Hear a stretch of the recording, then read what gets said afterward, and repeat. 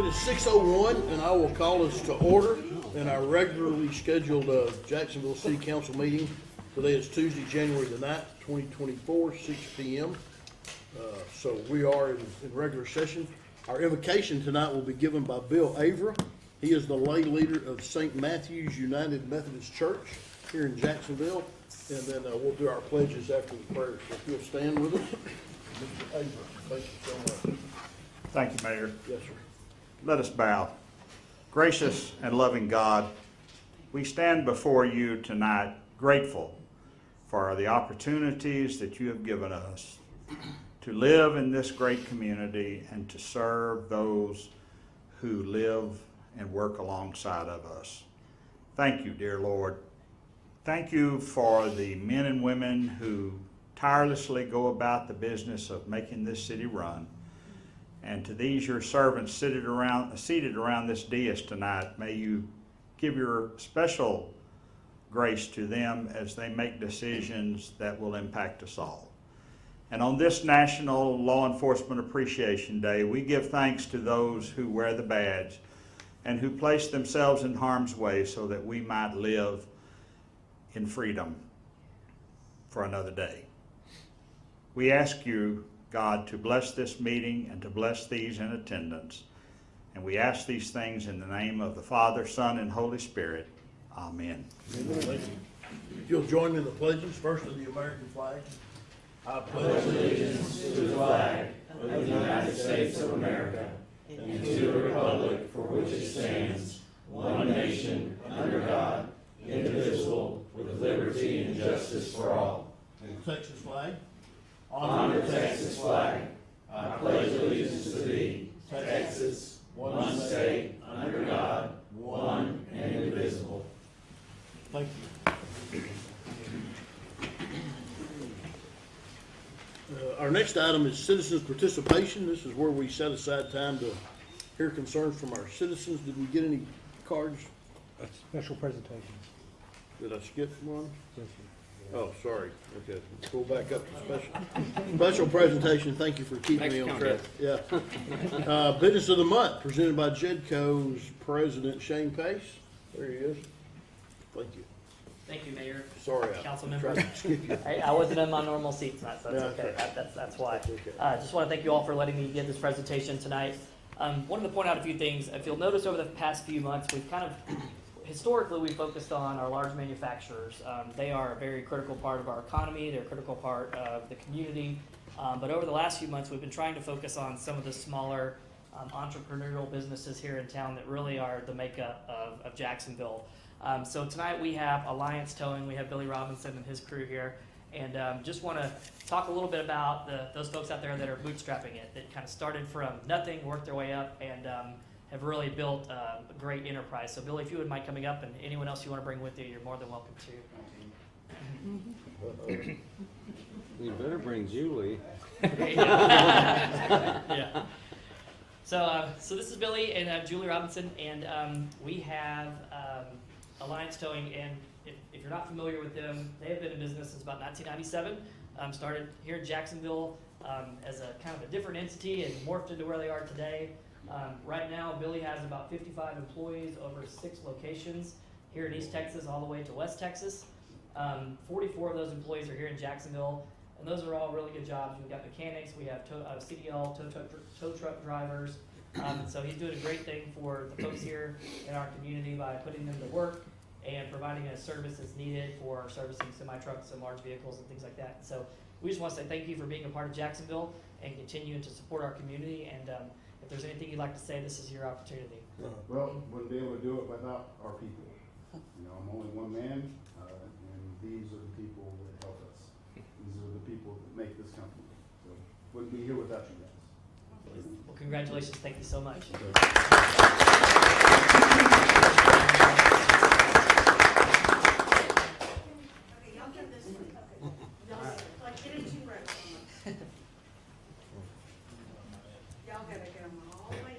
Short ones in the front. Bring it in. You're short in front. Okay,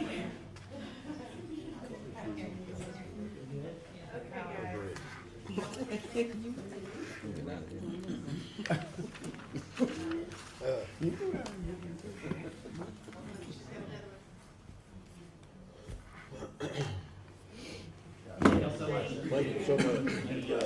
Thank you, Billy. Thank you.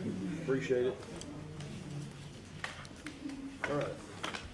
Now is our time to do our citizen participation. This is where we set aside some time to hear the concerns of our citizens. It's not a dialogue with anybody, it's just to listen. And I don't think we had anybody turn any card in, so we'll go to our next item. Our consent agenda. Items under our consent agenda require little or no deliberations by the council. And all we have there is our minutes from our last meeting. So I will entertain a motion on our consent agenda. I'll make a motion, we approve consent. Have a motion by Councilman Rob Goen, Second. second by Councilwoman Mindy Gallup. Any discussion? If not, all in favor say aye. Aye. All opposed, hearing none, that motion carries. Item number 8, there was no action out of executive session, so we'll go to 9.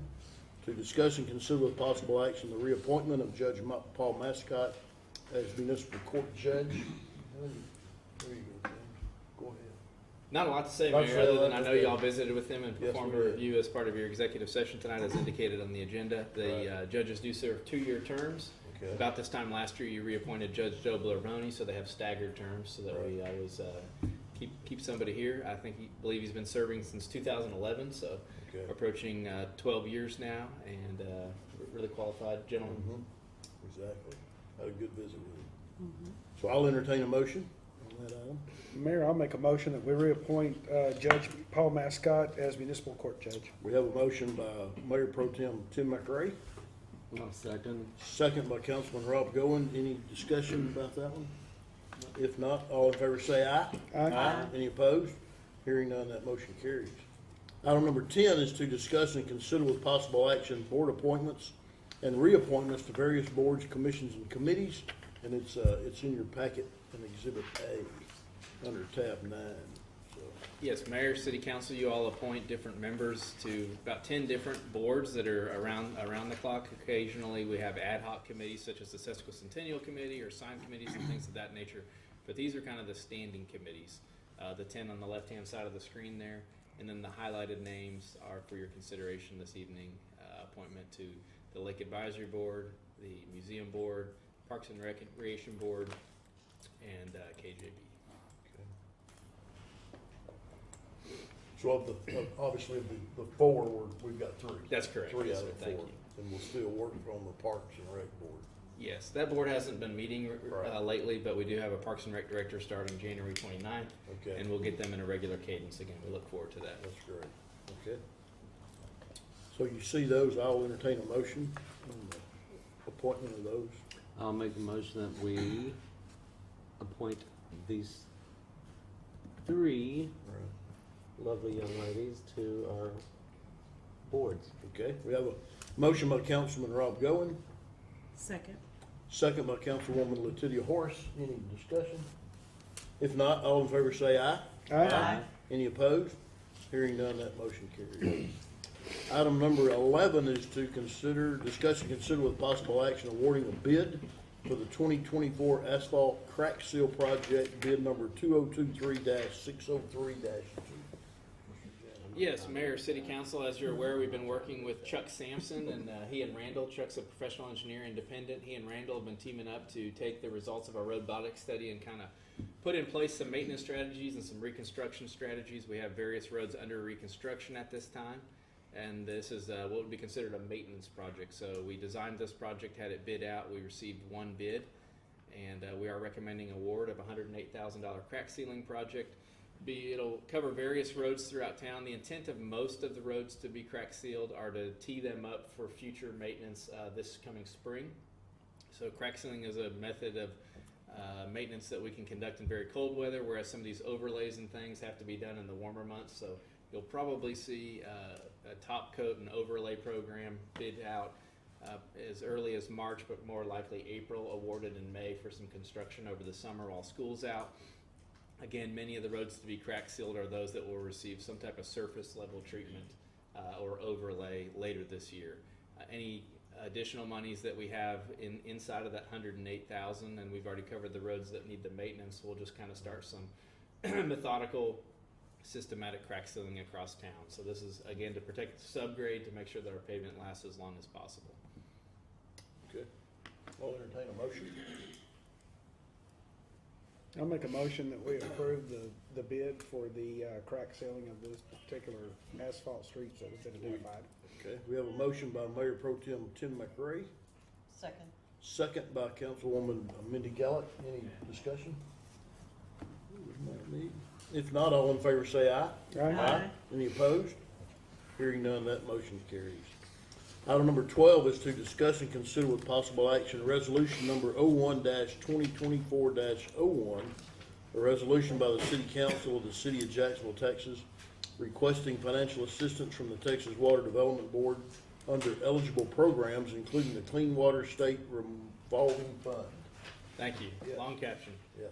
Yes, Mayor, City Council, earlier in 2023, or last year already, now time flies, the city did apply and made pre-application for assistance from the Texas Water Development Board for the expansion of the city's one and only wastewater treatment plant, which is down 204, generally located on the southeast side of town, but outside of the city limits. We were successful in our pre-application and invited to make formal application, which is due by the end of this month.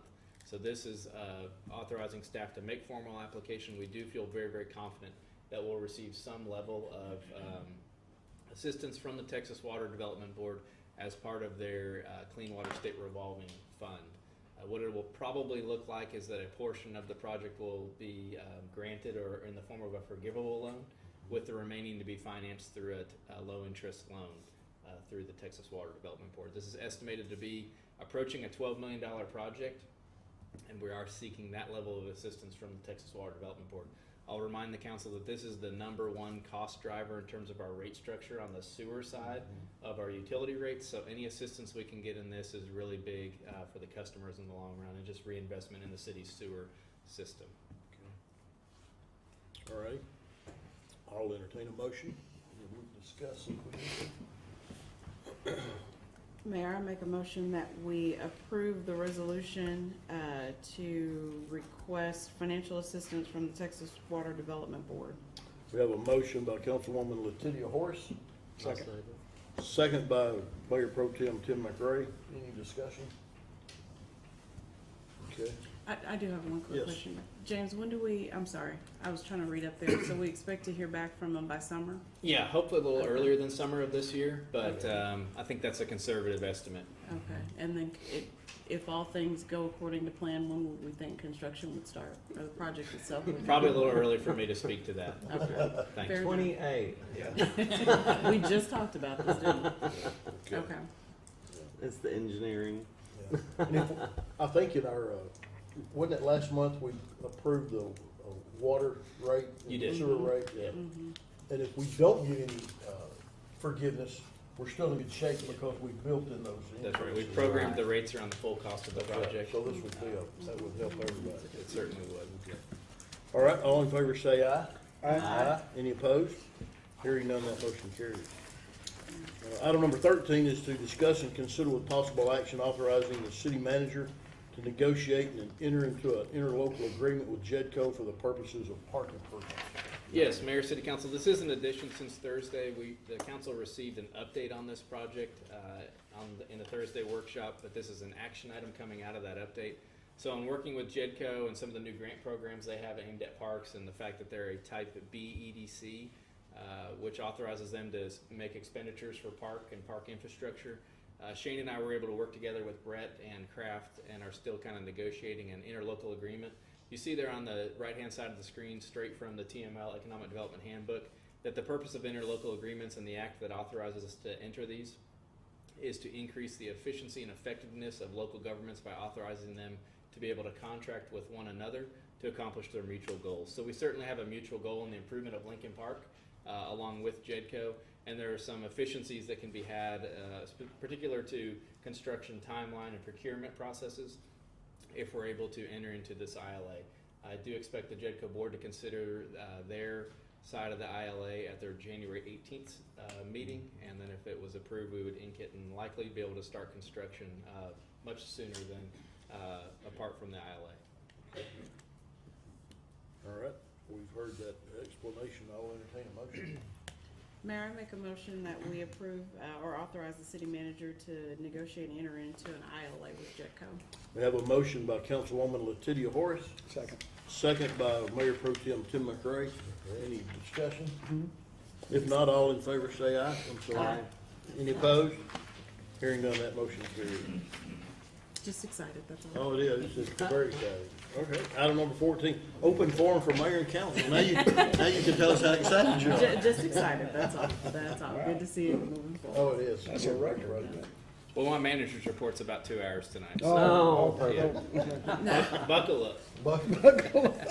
Clear problem. Can we move on? Yeah, that's right. Anybody have? All any- right, just a couple of quick Okay, updates. go ahead. Renovations at the Jackson, which is the Civic Center located east of town at the golf course, are going really, really well. We did have one setback related to a flooring contractor, but we worked through that and we have a great product being installed now. We do anticipate our first paid rental being from the Bullard Police Department mid-month, and then we'll have a public grand opening just after that. So we had to punt our public grand opening to just a little bit later. I'll be working with the city council and we'll probably give the community about 2 weeks to set that on their calendars.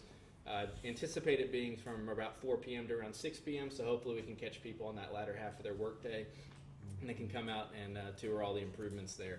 The playground at Buckner Park was something we talked about, again, being a grant program. You probably heard me talk about it more than you wanted to, but it's complete, it's in use, it's been inundated by kids since around Christmas. It's really, really great to see.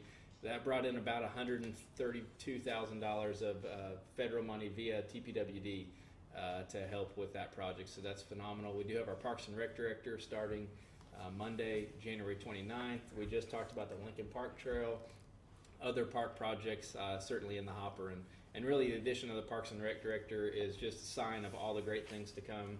We just had too much, more than any one of us could handle on our plate, and so it was time to bring that position back to the city and continue to pour into the park system. I'll remind everybody in the community, no trash changes, but we will be closed Monday, January 15th in honor of Martin Luther King Day. And then a couple of things here.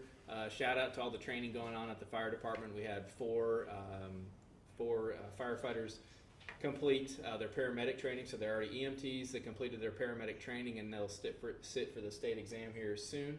They're also starting a new program, I think in partnership with the chamber, called Fresh Brew with the Fire Crew, so similar to Coffee with the Cops. They want you to know all the great things they do for the community. As Chief Finley reminds me, I think every time I'm with them, they do so much more than fight fires. They're always there to help us in so many different ways, and probably the most important way is staffing those ambulances and making sure that we take care of people in the community very, very promptly. So that is going to be held January 25th from 8 to 9 a.m. There at the chamber office downtown. So please come out and meet some of your fire and EMT and paramedic and all the different hats they wear crews. And then I would be, without further ado, it's National Law Enforcement Appreciation Day, so just want to appreciate all of our officers. We have Officer Rodriguez here with us this evening, and we just appreciate all the things going on. Great. What did I miss? Oh, and Chief of Avra, thank Yeah, you. exactly. Yes. Thank Back you. right corner. Yeah. Yeah, back Oh, there. Chris. I thought Chris left. Sorry, good to see you. So, You bet. anyway, that wraps up the manager's comments. Okay. Anybody else? If not, I will declare us adjourned at 6:20. Thanks for coming.